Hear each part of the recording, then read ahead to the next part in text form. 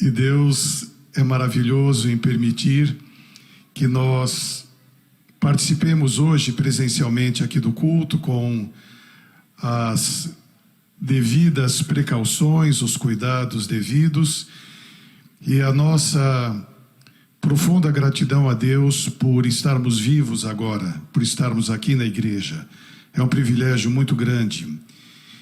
E quando, durante essa semana, eu estava com a minha esposa comentando sobre o assunto desta manhã, eu fiz questão de anotar uma série de textos que normalmente eu não tenho um número tão grande assim de textos, mas eu achei por bem, diante da história que estamos vivendo agora. E Deus nos deu a oportunidade, a minha esposa e eu, tomamos já a primeira vacina aqui, e agora semana que vem vamos tomar a segunda dose, se Deus quiser.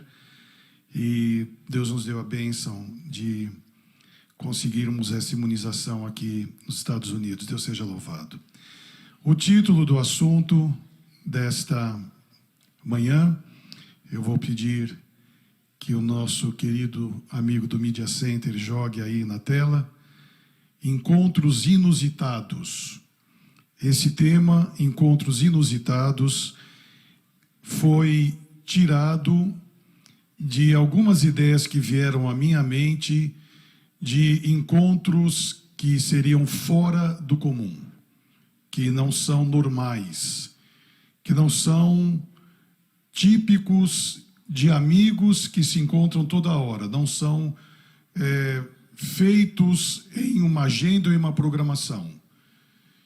Eles são casuais, aconteceram. O tema é Encontros Inusitados. E antes de ler o primeiro texto e apresentá-lo, eu gostaria de fazer uma oração pedindo a bênção de Deus para esse momento, para o culto, e a bênção de Deus para esta igreja que aqui está, para os amigos que estão nos assistindo de vários lugares. Eu vou mencionar alguns deles depois. Vamos orar. Querido e bom Deus, muito obrigado pela bênção deste momento, quando nos dás a oportunidade de abrirmos a Tua Palavra. Tire da nossa mente o cansaço, o sono, qualquer distração que possa haver, e, direcionados para o tema desse momento, possamos ouvir a voz de Deus.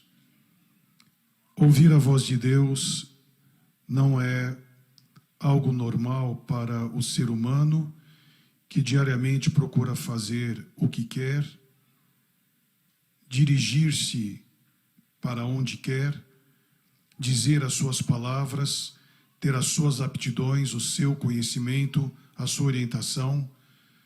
Mas quando humildemente nos apresentamos diante de Ti, e como agora pedimos perdão pelos nossos pecados, pelas nossas falhas, que nada impeça o Espírito Santo atuar nesse momento, é onde ouvimos a voz de Deus.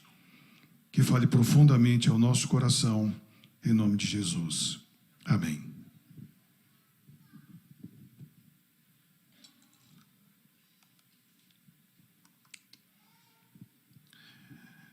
Quando eu preparei esse assunto, eu fiquei pensando quem estaria nos assistindo, e eu recebi algumas informações que eu gostaria de mandar a bênção de Deus para amigos que estão na Europa, lá na Espanha, o Edivaldo, a Joyce, os filhos, a minha família que está na América Central, na Guatemala, a bênção de ter esta família a 3 horas daqui, amigos, parentes aqui dos Estados Unidos. Eu tenho primos que estão nos vendo nessa hora em Nova York, o Ricardo e o Márcio, que Deus abençoe.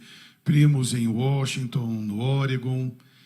Temos amigos queridos lá de São Paulo, no Brasil, a Cláudia, a Ana e outros mais que estão nos assistindo agora, que eu tenho em minha mente e em meu coração por ter orado por eles. A Vivi, que pediu orações pelo William, estamos orando.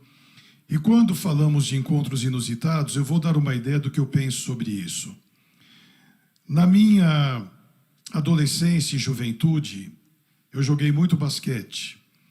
O meu esporte predileto era o basquete. Eu não sei se o meu amigo de basquete de 40 anos atrás está aqui, o Sérgio. Rapaz, você está com visual diferente, está bonitinho. Gostei de ver o Sérgio. 40 anos atrás, esse garoto e eu jogava. Ele estava namorando a Elisa, hoje já são avós, né? Que Deus abençoe. Eu sempre gostei muito de basquete. Então eu imagino algo que é ligado àquela ocasião e posteriormente.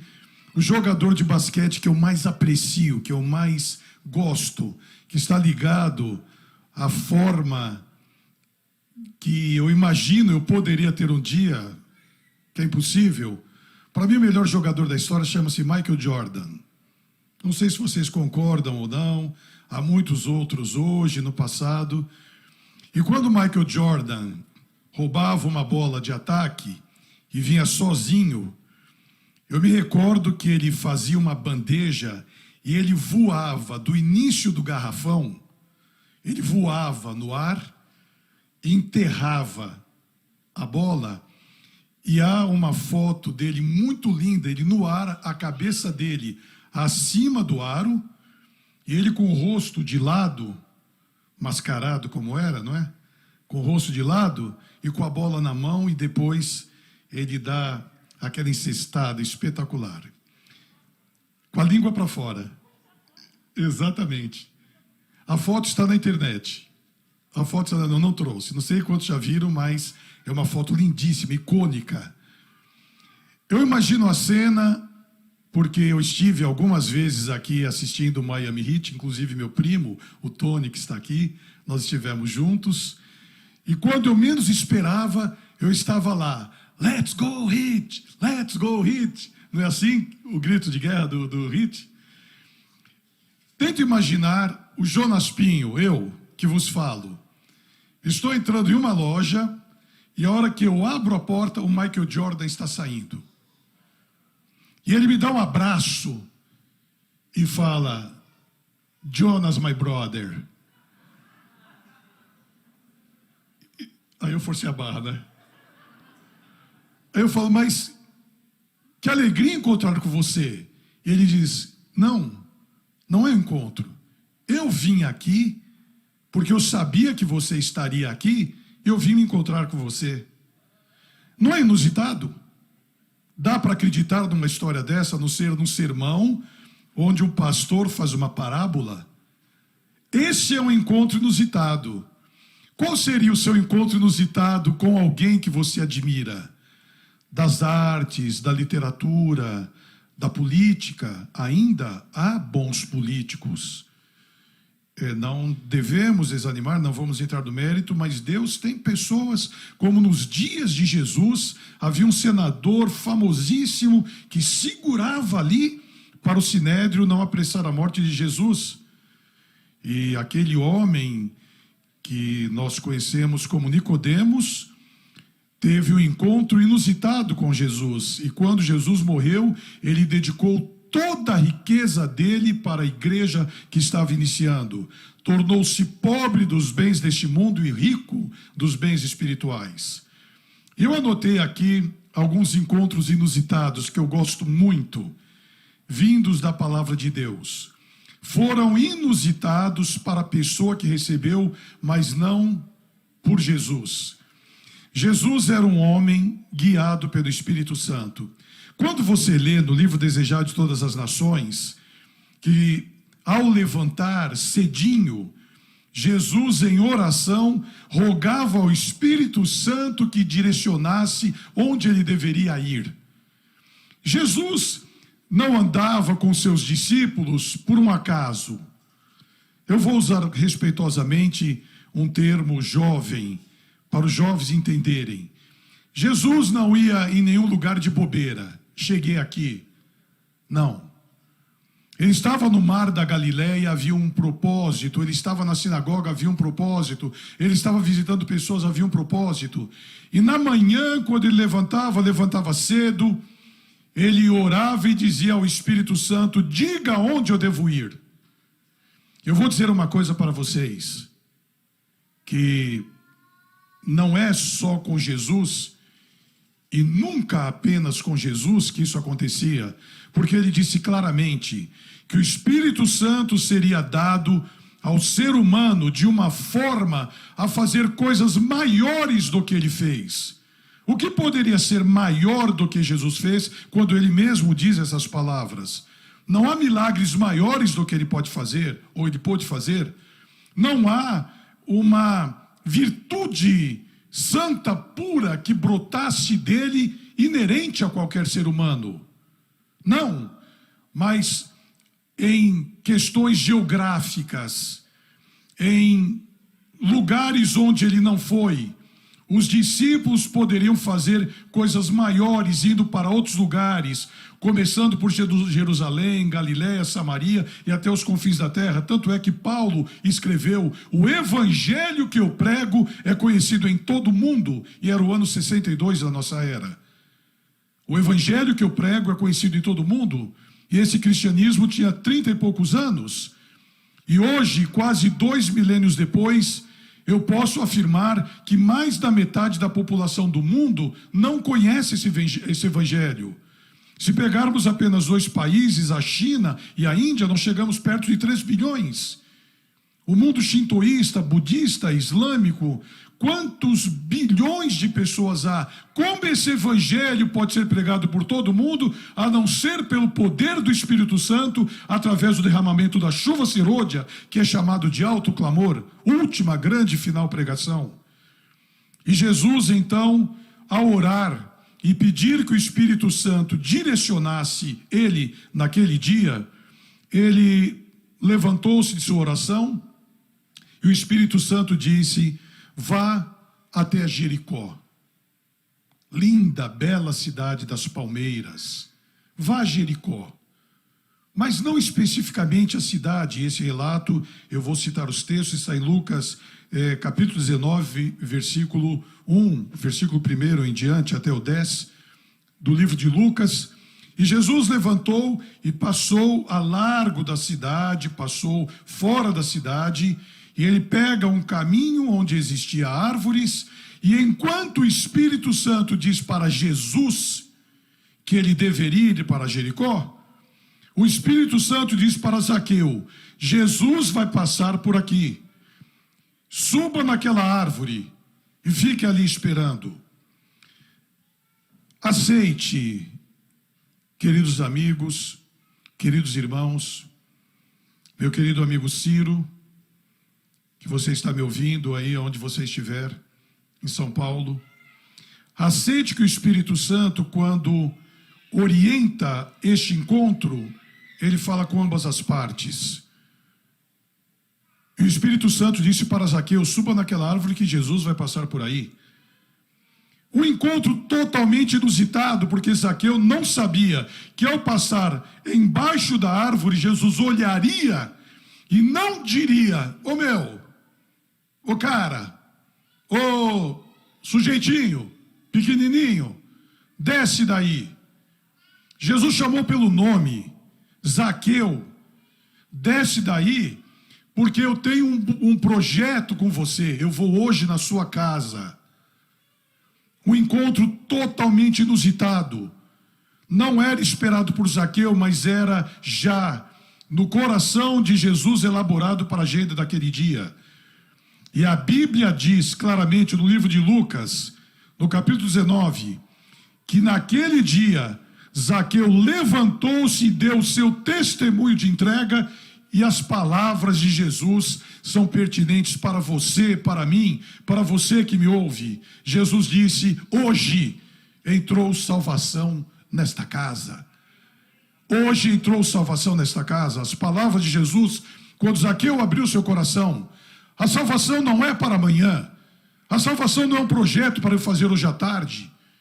A salvação é algo, e principalmente diante dos dias difíceis que estamos vivendo, Decisões importantes têm que ser tomadas agora, nesse momento de culto, para que você sinta em seu coração, para que eu sinta em meu coração, que a salvação é para a minha vida, para a minha casa, para o lar, para os filhos, para a esposa, para os netos. Hoje veio salvação nesta casa. Outro dia, Jesus levantou-se e o Espírito Santo disse assim para ele, de acordo com São João capítulo 4, vá encontrar-se com uma mulher em uma cidade de Samaria, chamada Sidom. Encontro de um homem com outro homem samaritano para conversarem, fazerem negócios, ou se hospedarem, ou tomarem uma refeição juntos, era sem nenhuma possibilidade. Os judeus odiavam os samaritanos. Mas agora o Espírito Santo diz para ele, vá a uma cidade de Jericó, Sidom, em um lugar específico, no poço de Jacó. Aquele poço que Jacó, há muito tempo atrás, havia furado na rocha e havia água. E você vai encontrar-se com uma mulher. É tão inusitado esse encontro, e a palavra de Deus diz em São João capítulo 4, que quando Jesus dirigiu-se a ela, ela disse, como você, homem, vem falar comigo? As mulheres naquela ocasião, diferentemente de hoje, mas infelizmente ainda a mulher hoje, pelo menos no Brasil, trabalha no mesmo setor, tem a mesma função, pode ocupar um nível de gerenciamento. Poucas mulheres chegam a uma função de CEO de uma empresa e elas ainda, na mesma função, ganham de 25% a 32% menos do que um homem na mesma função. Agora, naqueles dias, a mulher servia, que termo desagradável, que é até indelicado, para procriar e cuidar da casa. Ela não podia falar com um homem, muito menos um estrangeiro. Mas o encontro inusitado daquele dia tinha o objetivo de salvação. Todos os encontros de Jesus tinham o objetivo salvação. E ela claramente identificou, quando ela foi à cidade e disse, encontrei o Messias. Encontrei a salvação. Um terceiro encontro inusitado que eu marquei para essa manhã, quando o Espírito Santo disse a Jesus, vá à cidade de Naim e alivie a dor e o sofrimento intenso daquela mãe, viúva, que perdeu seu único filho.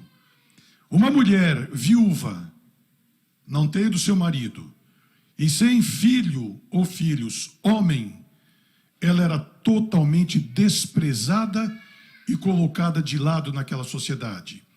E Jesus vai passando, orientado pelo Espírito Santo, e imagine esse encontro inusitado. O féretro vindo, as pessoas lastimando, lamentando a dor daquela mãe viúva, que perde o seu único filho, e Jesus, movido de compaixão, para à frente do féretro. Quem é esse homem? E Jesus põe a mão no caixão. Ninguém põe a mão em caixão.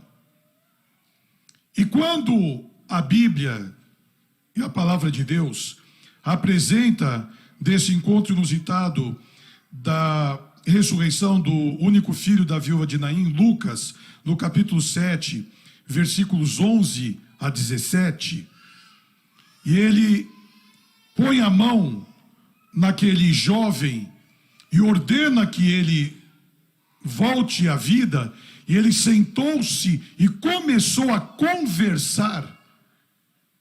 Tente imaginar agora em sua mente, amigos seus, amigos meus, queridos nossos, que morreram agora ou recentemente, eu vou mencionar alguma coisa, dessa peste que infelizmente assola o mundo. Quantas vezes, seguramente, pessoas tristes, com o coração partido, pensaram, Jesus tem poder para ressuscitar. E aquela mulher nunca imaginou que aquele homem era o Messias. Um encontro inusitado, um dos mais lindos. E Jesus devolve o filho àquela mulher. Porém, desses encontros todos, que me chama muito a atenção, é quando Jesus vai para outro país. E o Espírito Santo diz: sai daqui, vai para a Fenícia, que hoje é o Líbano, e eu preciso que você se encontre com uma outra mulher. E quando Jesus chegou naquela região, parecia que ele não queria dar atenção para aquela mulher, porque ela vinha gritando atrás dele, e os discípulos diziam: despede essa mulher, ela está fazendo barulho, ela está atrapalhando o seu serviço. E quando esta mulher chega diante de Jesus, ele diz palavras para ela que parecem agressivas, mas não são, é a forma de dirigir-se na cultura daquela ocasião. E aquela mulher tinha a sua filha que estava tremendamente possessa. Queridos irmãos, um pastor nunca premeditou ou se propôs a ter um encontro inusitado com Satanás. Nunca. Mas quantas vezes em meu ministério, e agora recentemente, vimos a manifestação de Satanás. Terrível, com ódio medonho. Mas nunca esqueçam, queridos amigos, que esse encontro inusitado da viúva com a mulher da Fenícia, esta mulher, que não é identificado o nome, uma cananeia, uma pagã, mas que cria que aquele homem que apareceu ali, e ela achava que era por um acaso, mas não era, pediu socorro para sua filha, o mesmo poder Deus dá hoje, quando Ele manda anjos poderosíssimos para libertar uma vítima que esteja sendo assolada por Satanás. E em nome de Jesus, o sangue de Jesus tem poder. As pessoas são libertas, e quando Jesus disse: vá, a sua filha já está liberta, outro encontro inusitado para a salvação. Aquela menina foi liberta daquela possessão. E outro encontro inusitado que eu marquei, um dos que eu considero dos mais lindos da Bíblia, que está no livro de São João, capítulo 11. Abra sua Bíblia no livro de João, no capítulo 11. E a partir do versículo 1, nós vamos encontrar a história de Jesus indo a Betânia na casa de Maria e Marta, as duas irmãs de Lázaro. Quando Lázaro adoeceu e Marta mandou dizer para Jesus que o irmão estava doente, o que ela esperava? Que Jesus fosse lá. Eu tenho recebido uma série de telefonemas ontem à noite e durante o dia. A minha esposa, ela até brinca que eu, jubilado, aposentado já no 6º ano, ela diz: você trabalha mais do que quando era pastor. Não é, é que agora a gente fica em casa e ela vê mais como que é a história. Mas eu passo todos os dias orando com pessoas, e muitas que eu não conheço, e ligam para mim, como ontem: pastor, você pode orar comigo? E na hora eu digo: estou orando com você, estou orando por você. E se eu estou em São Paulo, e se eu posso, ou estou em algum lugar, mesmo aqui nos Estados Unidos, como já ocorreu, que eu possa ir presencialmente, eu vou na hora. E pessoas que eu não conheço. Imagine amigos íntimos, onde Jesus se hospedava. Aqueles 3 irmãos. Tanto é que a forma que Marta mandou dizer para Jesus é: aquele que tu amas está muito doente. Havia um processo familiar de amor. E há pessoas que não são consanguíneas, que nós amamos quase tanto ou mais do que os irmãos ou parentes sanguíneos. Amigas de você, mulher, que são tão íntimas, que te ajudam tanto, que sabem questões particulares que às vezes o seu esposo não sabe. E oro por você. Eu estava vendo ontem a homenagem que a Associação Paulista Oeste em São Paulo estava fazendo para a esposa do pastor Aurelino, que faleceu, que ela era do Ministério da Mulher. A esposa do pastor Aurelino, presidente da Associação Paulista Oeste, faleceu na quinta-feira. Eu estava vendo uma homenagem dela ontem no Ministério da Mulher. Ela orando, abrindo a Bíblia, falando coisas maravilhosas. Tente imaginar pessoas que intercedem por você, que oram por você, que têm intimidade. Era o que acontecia com Jesus e a família de Lázaro. Aquele que tu amas está muito doente. E Jesus não foi. Que decepção. Passaram-se 4 dias. O corpo já estava em decomposição, odor fétido. E Jesus chega, aquelas irmãs chorando, pranteando, ele não vai à casa. Ele pede para ir aonde está o sepulcro. E quando ele chega, e as pessoas vão juntas para ver, porque as irmãs saíram de casa e souberam, imaginaram que ela ia ao sepulcro, foram juntos. E ali viram Jesus, e quando viram Jesus chorando, eles pensaram como ele amava essa família, porque ele está chorando.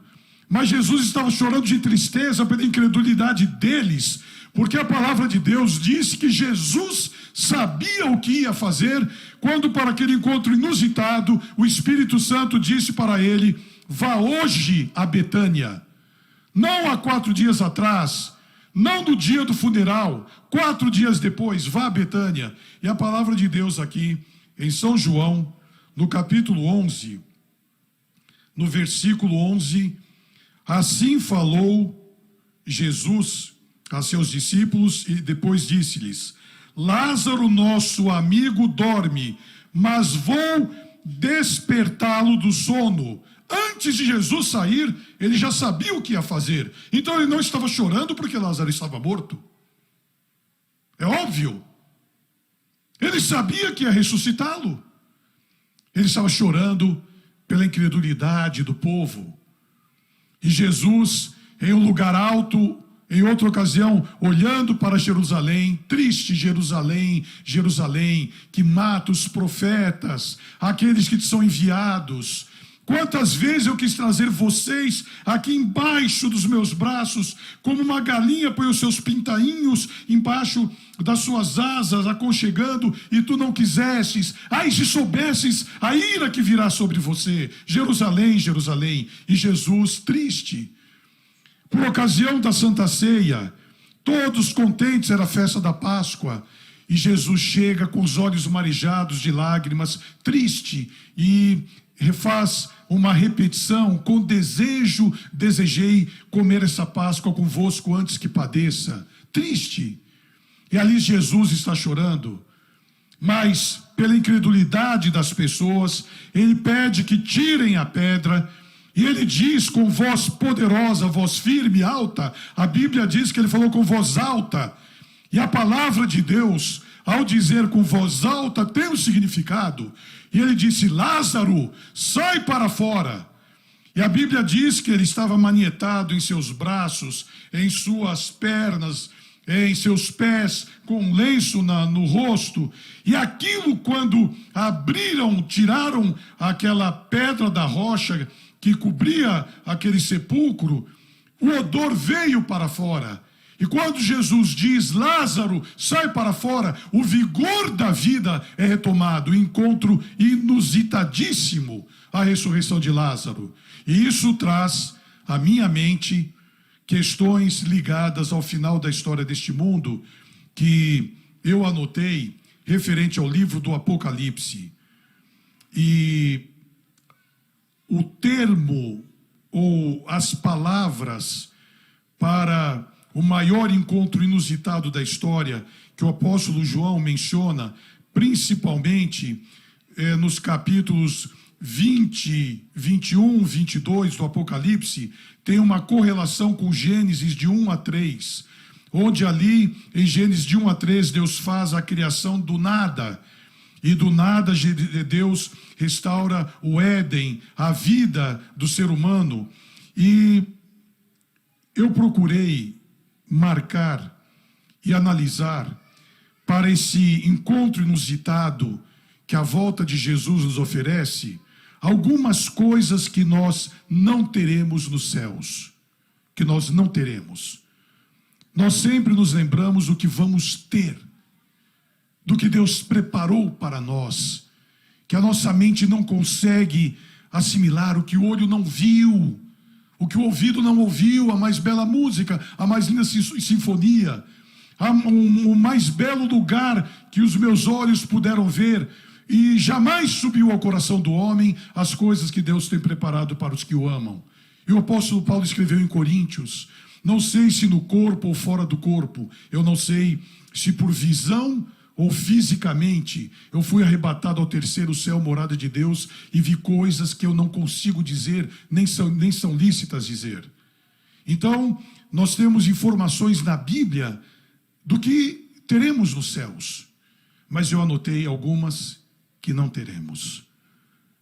Primeira que eu anotei está em Isaías, capítulo 65, 17. Eu disse que eu vou mencionar os textos, que são muitos, e os irmãos poderão procurar em casa. Não teremos lembranças das coisas passadas, jamais haverá memória delas. Isaías, capítulo 65, versículo 17. Não teremos lembranças das coisas passadas.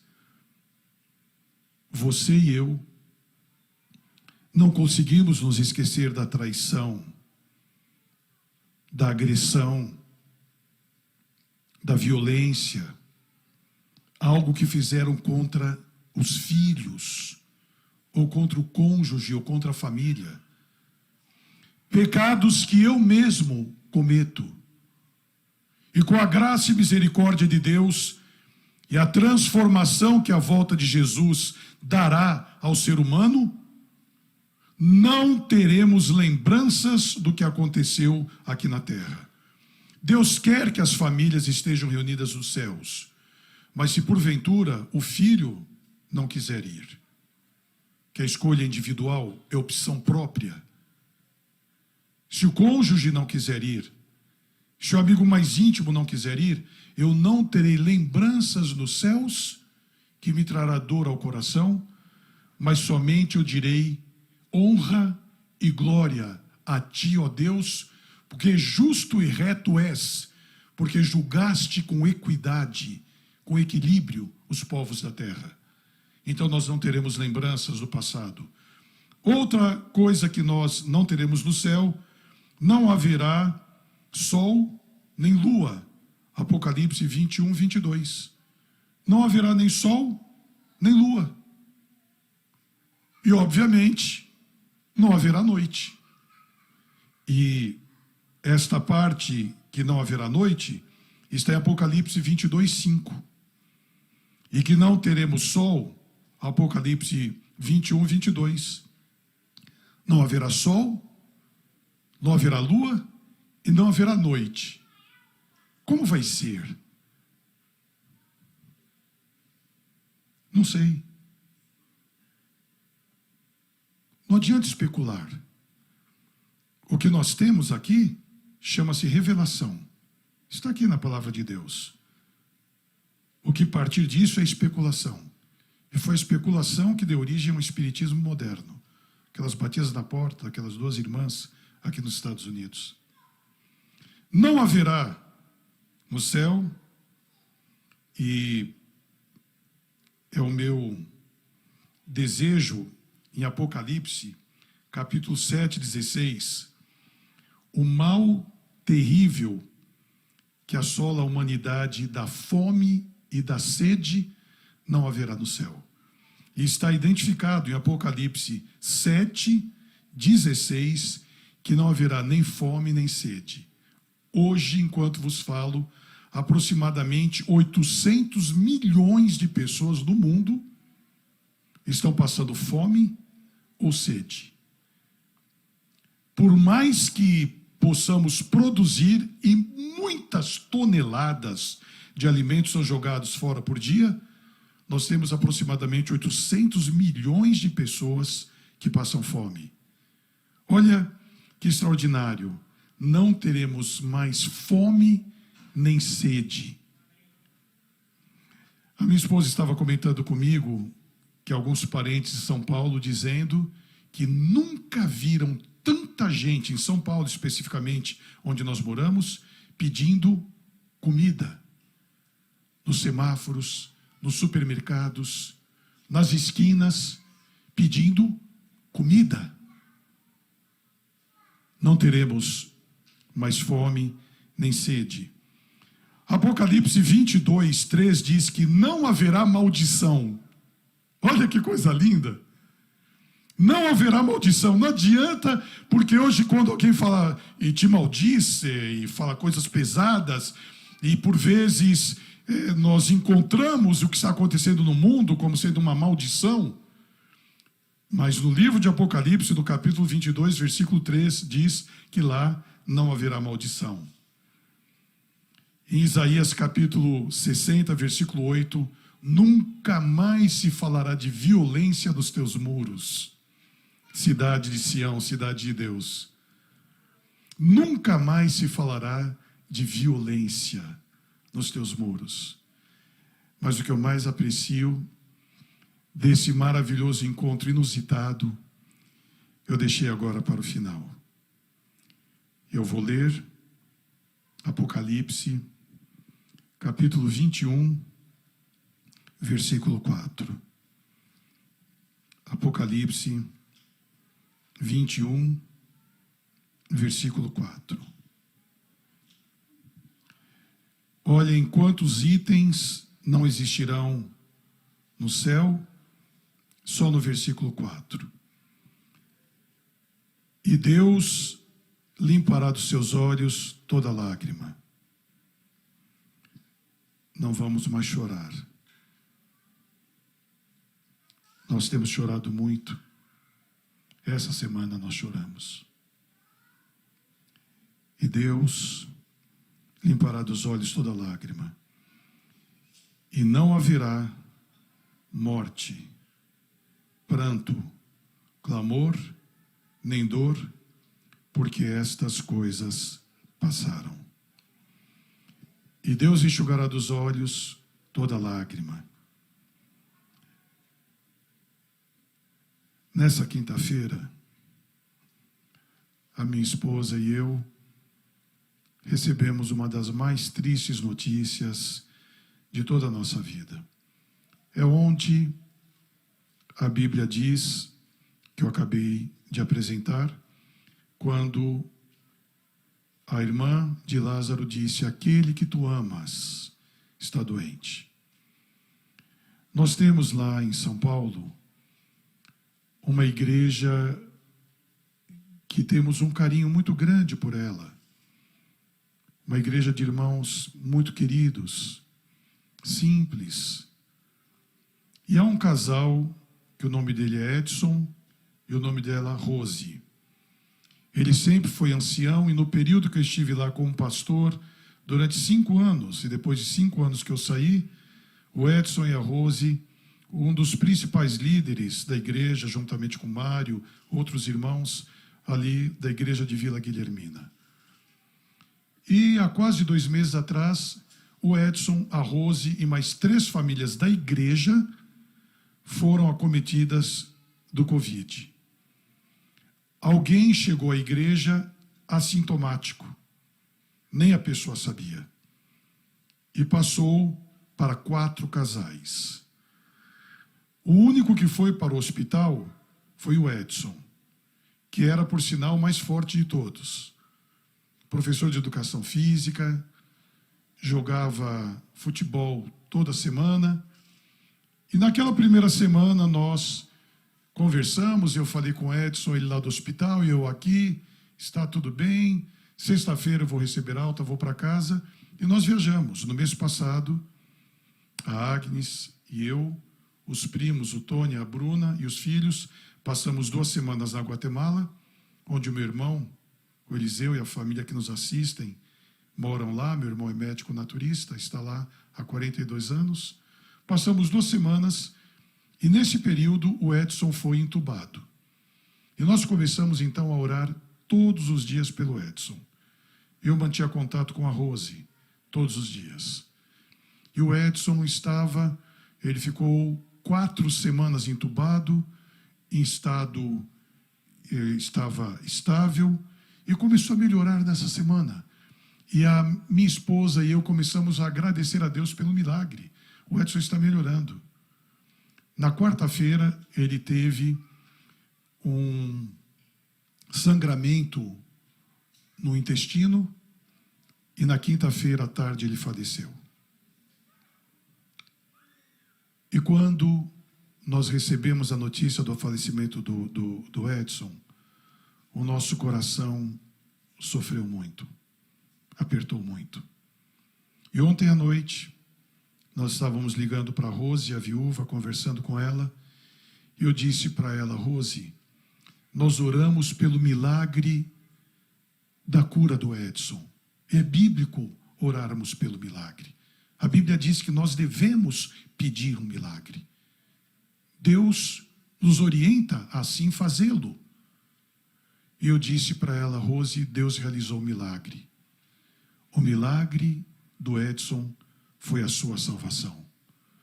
O milagre do Edson é que ele teve 1 semana lúcido no hospital para receber a visita dos anjos de Deus, para receber o poder do Espírito Santo, para trabalhar no coração dele.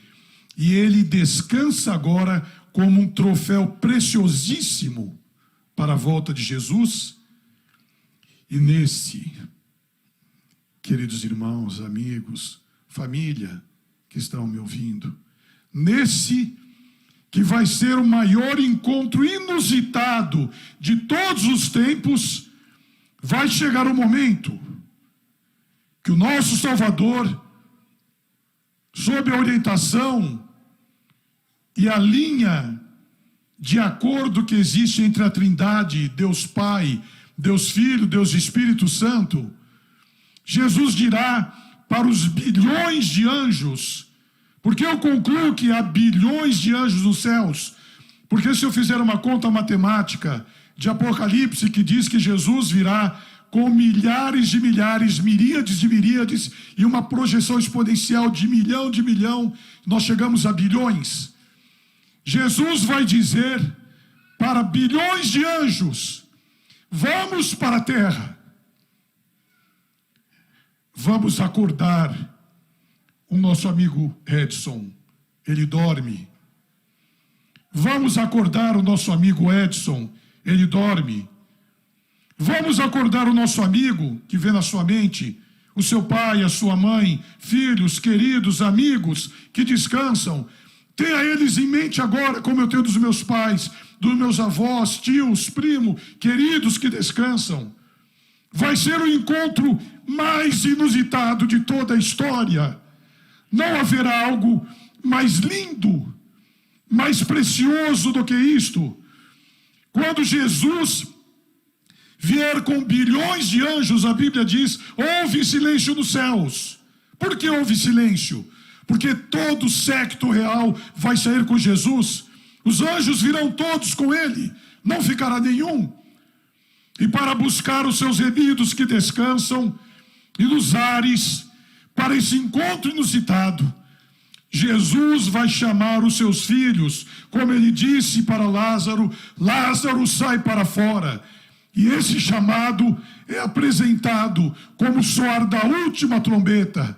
E ao soar a última trombeta, será ouvido Em todos os lugares do mundo, para todas as épocas, a voz poderosa de Jesus chamando, dizendo: levantai, levantai vós que dormis no pó da terra, e os remidos vão ressuscitar.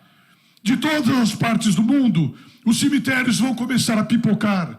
Pessoas que morreram no mar, pessoas que morreram queimadas, pessoas que desapareceram, vão ser refeitos à vida, assim como Adão o foi. E vão ressuscitar com a saúde e a beleza de Adão quando foi criado, incorruptíveis, imortais.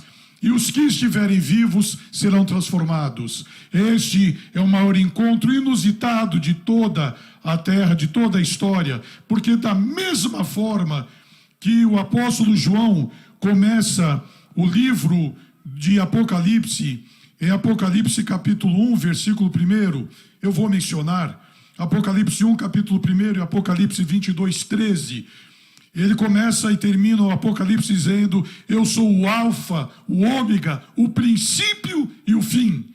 O princípio lá de Gênesis, de 1 a 3. E o fim, Apocalipse 20, 21, 22. E as palavras que um autor, escrevendo sobre o Apocalipse, Ranko Stefanovic, ele disse assim: o futuro pode parecer sombrio e assustador, mas Deus estará com seu povo até o fim. Ele capacitará seus filhos para suportar os tempos turbulentos da crise final.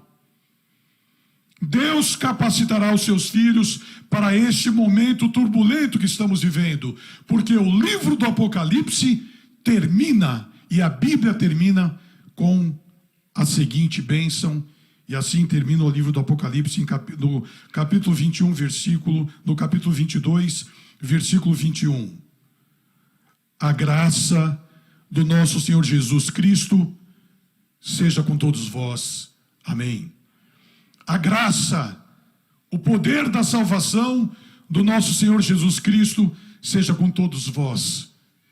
E quando esse encontro inusitado, que nós pela fé cremos e sabemos que vai acontecer, requer apenas uma coisa, uma só: fazer o que Jesus fazia todos os dias, pedir a orientação do Espírito Santo.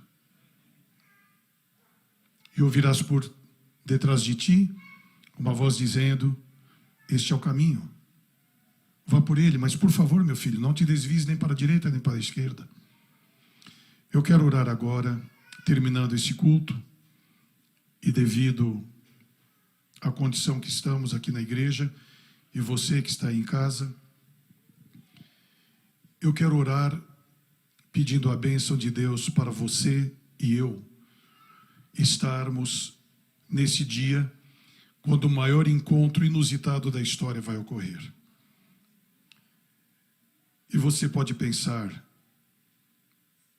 pastor, você não sabe quem eu sou. Você não sabe o que eu tenho feito. Você não sabe os pecados ocultos que eu tenho. Eu não sei. Você que está me vendo aí pela internet pode estar pensando: mas será que eu ainda tenho chance? Não existe pecado que Deus não possa perdoar. Em nome de Jesus eu afirmo: não existe pecado que Deus não possa perdoar. E eu peço licença para repetir o que eu falei aqui em uma semana de oração. O único pecado que Deus não pode perdoar é o pecado contra o Espírito Santo, quando eu rejeito essa graça salvadora de Jesus. Eu não quero. E o livre-arbítrio me dá a oportunidade de me perder, caso eu queira. Porém, você que está aqui na igreja agora, e você que está me assistindo, caso tivessem pecado contra o Espírito Santo, não estariam aqui e você não estaria assistindo. Se você está aqui e se você está assistindo, é porque a porta da graça está aberta para você e para mim. Isso é maravilhoso. Se você aceita participar do convite inusitado da volta de Jesus, peça perdão agora, em sua mente, em seu coração. Não precisa ser em voz alta. Se você está em casa sozinho, sozinha, ajoelhe-se, rogue a Deus a sua misericórdia, rogue a Deus o seu perdão. Ele é tão misericordioso que em Miqueias 7,19 ele diz: tornarei a ter piedade de vós, subjugarei as vossas iniquidades e lançarei nas profundezas do mar, e delas nunca mais me lembrarei. Por que diz tornarei a ter piedade? Porque já teve uma vez, 10 vezes, 50 vezes, 1000 vezes, já me batizei, já me rebatizei 2, 3 vezes, e novamente eu caio em pecado, mas a palavra de Deus diz: tornarei a ter piedade, eu vou subjugar, eu vou deixar as suas iniquidades presas, lançadas nas profundezas do mar, e delas nunca mais me lembrarei. Eu quero orar agora com você que aceita este encontro inusitado, com você que aceita ter o perdão dos seus pecados nesse momento. Se você quer, em seu coração, receber mais uma vez a graça salvadora de Jesus, nesse momento, agora, levante a sua mão. Amém. Fique assim. Fique assim. E você que está em casa, também levante a sua mão. E se aparecer alguém, você vai dizer: eu estava orando para o maior dos encontros que pode existir. Sabe por quê? Continue assim. A volta de Jesus não está mais longe do que o dia da minha morte. Queridos nossos que descansaram, estão guardadinhos para a volta de Jesus. Mas nós estamos aqui. Querido bom Deus, que bênção maravilhosa os encontros diários que temos com Jesus, quando o buscamos em nosso culto, quando oramos, quando reunimos a família para suplicarmos a bênção de Deus.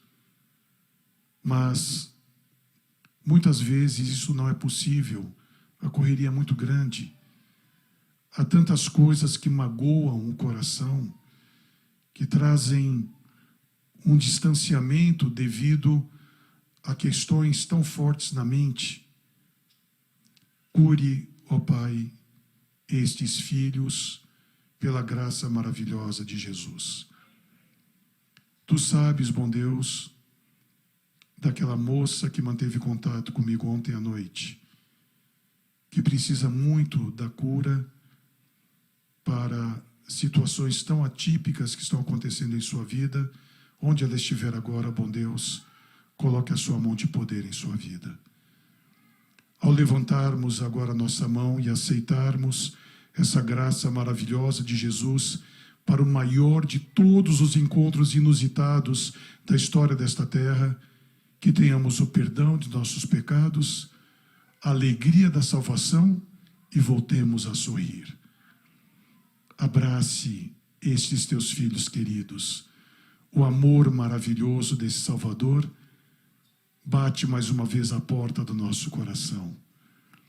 Que possamos, ao recebê-lo, mudar a conduta de nossa vida, sermos mais dóceis, mais gentis, mais tolerantes com aqueles que erram, mais amorosos, e ao procedermos desta forma, tenhamos o caráter de Jesus em nossa vida.